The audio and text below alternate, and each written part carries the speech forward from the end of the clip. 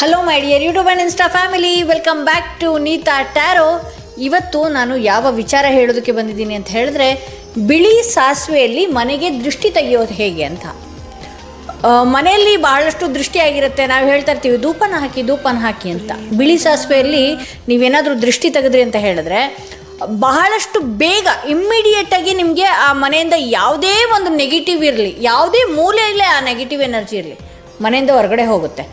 ಈ ಬಿಳಿ ಸಾಸಿವೆಗಳನ್ನು ನೀವು ಮೂಲೆಗಳಿಗೆ ಹಾಕಿದ್ರೂ ಕೂಡ ಮನೆಯಲ್ಲಿ ಯಾವುದೇ ಒಂದು ಕೆಟ್ಟ ದೃಷ್ಟಿ ಬಿದ್ದಿರಲಿ ಅಥವಾ ಕೆಟ್ಟ ಶಕ್ತಿಗಳು ಮನೆ ಒಳಗಡೆ ಪ್ರವೇಶ ಆಗಿರಲಿ, ಹಾಗೆ ವಾಸ್ತು ದೋಷಗಳೇನಾದರೂ ಇತ್ತು ಅಂತ ಹೇಳಿದ್ರು ಕೂಡ ಅದು ಕೂಡ ರಿಮೂವ್ ಆಗುತ್ತೆ. ಇವತ್ತು ನಾನು ಮನೆಗೆ ದೃಷ್ಟಿಯಾಗಿದ್ದರೆ ಯಾವ ರೀತಿ ಧೂಪ ಹಾಕಬೇಕು ಅಂತ ಹೇಳಿ ತೋರಿಸ್ತೀನಿ.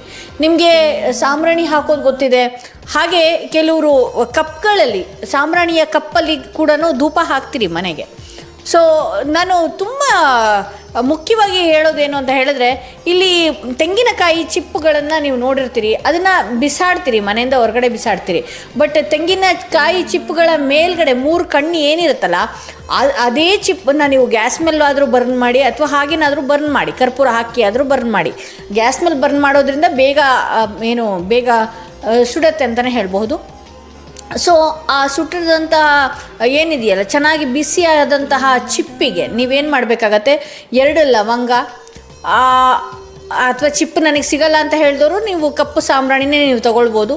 2 ಲವಂಗ ಹಾಗೂ ಬಿಳಿ ಸಾಸಿವೆ, 1 ಚಕ್ಕೆ, 1 ಚಿಕ್ಕ ಪೀಸ್ ಚಕ್ಕೆ, ಈ 3 ಸೇರಿಸಿ, ಬಿಳಿ ಸಾಸಿವೆನೂ ಸೇರಿಸಿ ಬಹಳಷ್ಟು ಅದು ಕೆಂಡ ಆದ ನಂತರ ಇದನ್ನು ಹಾಕಿ ಪ್ರತಿ ಮೂಲೆಯಲ್ಲೂ, ಬಾತ್ರೂಮ್ ಕೂಡ ವಾಶ್ ಆಗಿರಬೇಕಾಗುತ್ತೆ. ನಾನು ಪ್ರತಿಯೊಂದು ವಿಡಿಯೋದಲ್ಲಿಯೂ ಹೇಳ್ತೀನಿ, ಬಾತ್ರೂಮ್ ವಾಶ್ ಆಗಿದ್ದರೆ ಮನೆಯಲ್ಲಿ ಎಲ್ಲರ ಮನಸ್ಸು ಕೂಡ ಬಹಳಷ್ಟು ನೆಮ್ಮದಿಯಿಂದ ಇರುತ್ತೆ.